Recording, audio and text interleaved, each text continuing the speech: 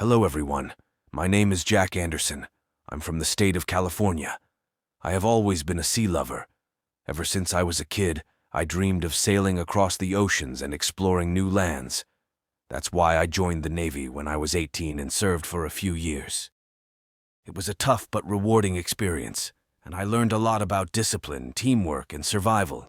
But I wanted more freedom and adventure, so I left the Navy and became a sailor in the merchant ship. I worked on cargo ships that carried all kinds of goods from one port to another. I liked this job because it allowed me to see different parts of the United States and the world. I met many interesting people and cultures along the way. The story I'm going to tell you happened in the mid-70s, when things were very different from today. Back then, automation or technology to help with the loading and unloading of the ships. It wasn't as common as it is today, and was made by people who came to the docks looking for work. They were called stevedores, and they were mostly poor, uneducated, and desperate. They had no contracts, no benefits, no rights. They worked for a few coins and a meal. Some of these longshoremen would stay on board the ship and travel with us to the next destination. The captain would hire them to help with the work, especially if we were going to a place where there was a shortage of manpower. Some of them were just looking for a change of scenery. Some of them were often fugitives from justice, and the captain-commander turned a blind eye about it, to be more precise. He didn't give a damn. You see, some of the ships I worked on were not very honest. They carried illegal or smuggled goods, hidden among the legitimate cargo. We often didn't know what we were carrying. Sometimes the captain would share some of the profits with us if we kept our mouths shut and did our jobs. But sometimes he would keep it all for himself, and we would never find out. As soon as we docked, the captain picked the team to unload the cargo, and among these people 2 stood out. The captain even praised these 2 guys for their hard work. He said he hadn't seen such willing workers in a long time. But I don't know why. I didn't have a good impression of them.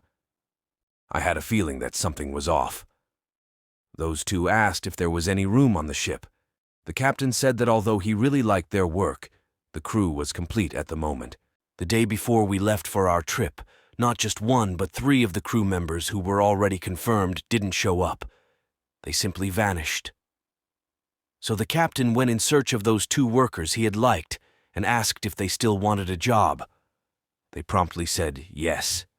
The trip was long. We spent weeks on the high seas. Every now and then we noticed that a crew member was missing. We searched the ship, which was big, but we couldn't find them. We started to find it very strange. We decided to tell the captain, who said he would send a mayday signal. But to our surprise, the communication was cut off. It was getting very sinister, so I asked the captain what was going on. He looked worried and said he didn't know either. I asked him if we were carrying something we shouldn't have. He shook his head and said, "You know, I always pick up someone or some things to transport. There's a man who's carrying some jewelry, but I don't know if he has anything to do with it." I remembered those 2 that the captain had invited to work on the ship. They were shady and secretive, and they always kept to themselves. I asked the captain if he knew anything about them. He said he didn't.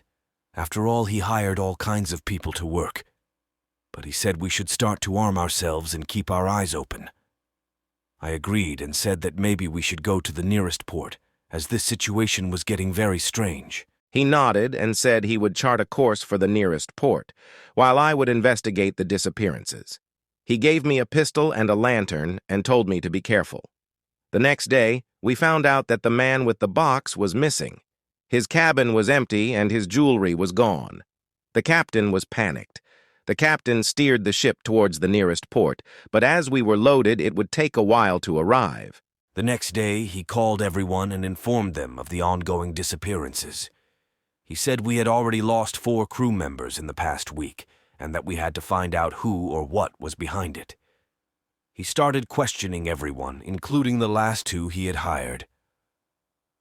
They said they didn't know anything, that they were just there to work, and that it was a coincidence that this was happening. As there was no way to prove who was responsible, the captain said that we should stay together, and that's what we did. However, at a certain point, one of the two men began to twitch and shake. His brother started to scream, claiming he felt sick. Shortly after, he too collapsed to the ground, twitching with a sarcastic smile on his face.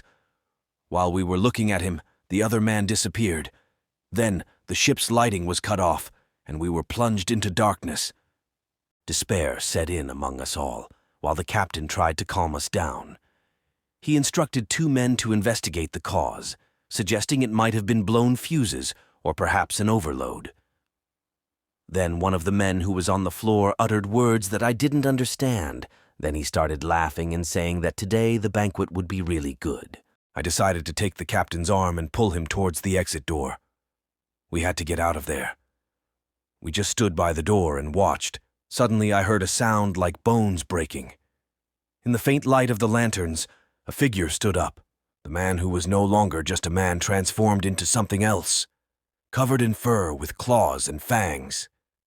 He looked at us with his red eyes and let out a threatening growl. I called the captain and we ran. We ran for our lives. As we ran, we heard two very loud howls. We heard gunshots and cries for help. The captain wanted to go back, but I insisted that we should hide until the chaos subsided, so we could devise a plan with clear heads. With that, we went to the deck and took refuge in a room, and there we stayed hidden. It was a terrifying night. We were in the middle of the high seas, far from anywhere, with no communication and no power. I had never thought in my life that I would go through something like that. I asked, "Why are they here, Captain? What do they want?" "I don't know, son. Maybe they want to know about the jewels that the crew member who boarded with them is carrying. Or maybe they have some other sinister plan. I just know that we have to stay alive." We heard footsteps running and growls outside. We prayed that the door would hold. Finally, when the clock struck 6 a.m., the captain said, "Do you think is it safe for us to go out now?"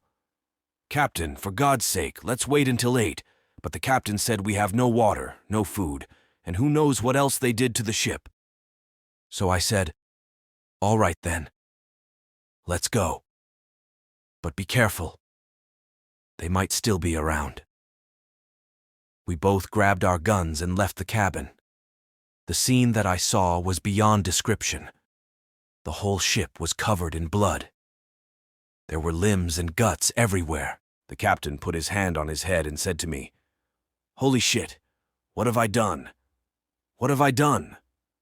I said, "Calm down, Captain. Calm down. There's no point in panicking now. Let's do a search and catch those two bastards. It could only be them, right?"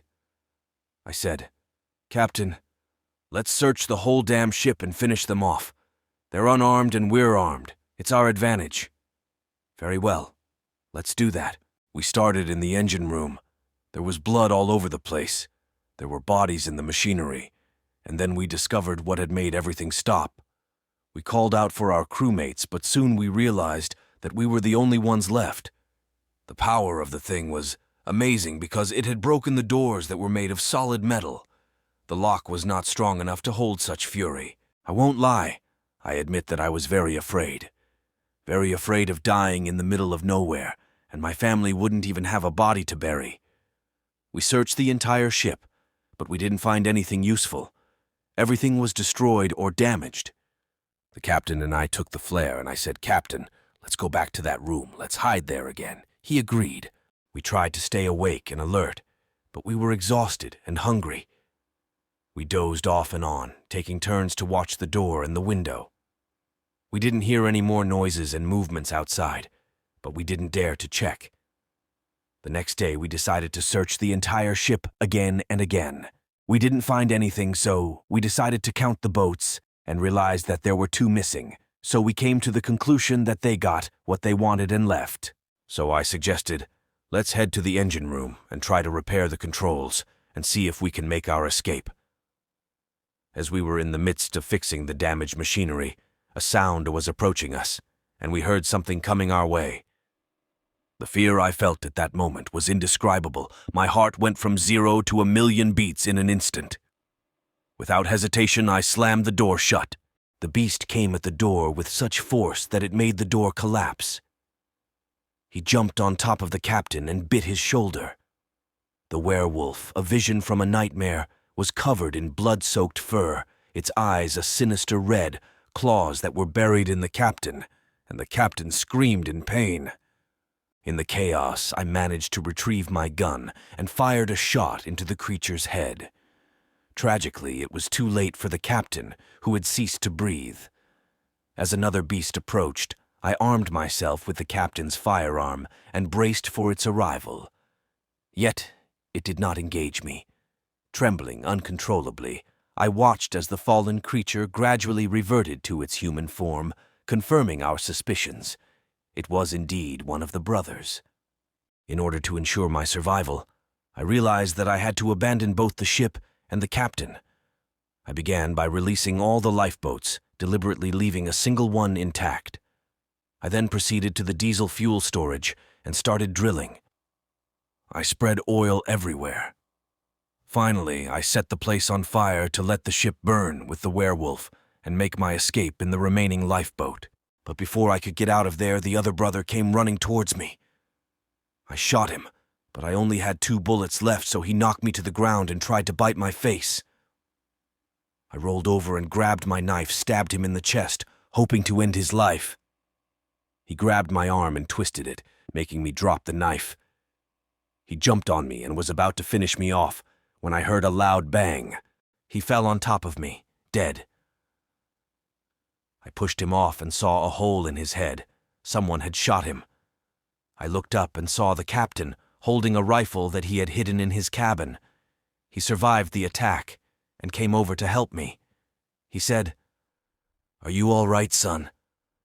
That was a close call. Come on, let's get out of here before this ship blows up." We got on the boat and sailed away from the ship.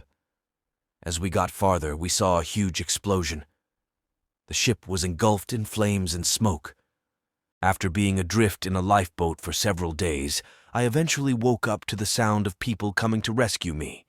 Unfortunately, the captain was already dead. His injuries were very severe, but I thank him every day for saving my life. Thank you so much for staying until the end. If you enjoyed the content, please consider giving a like and subscribe to the channel for more updates. Your support means the world to me, and it helps me bring more great content your way. Don't forget to hit the notification bell so you won't miss out on any of our future videos.